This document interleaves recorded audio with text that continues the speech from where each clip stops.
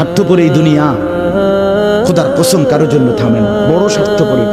হ্যাঁ, যেদিন বাপের জানাজা পড়ে, যেদিন বাপের লাশ কবরে দাফন করে, সেদিনও বংশধর সন্তান ছেলে মেয়ে ঘন্টাখানিক 2-4 ঘন্টা কাইন্দা কাটটা হইলো, রাতের বেলা ঠিকই ভাত খায়।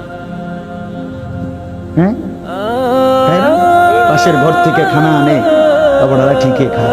স্বার্থপর দুনিয়া, থামে না রে ভাই, থামে না দুনিয়া। ওই জন্য আমাদের কারোর জন্য থামবে না। তুমি আমি মরে গেলে শেষ। আবারও বলছি কথা, আমি মরে গেলে এরপরে পৃথিবী যত আধুনিকে হোক না কেন, আমার কি কথা বুঝছেন? আমি মরার পরে যদি সবার ঘর স্বর্ণের বাড়ি হয়ে যায়, তো আমার লাভ হইল কি?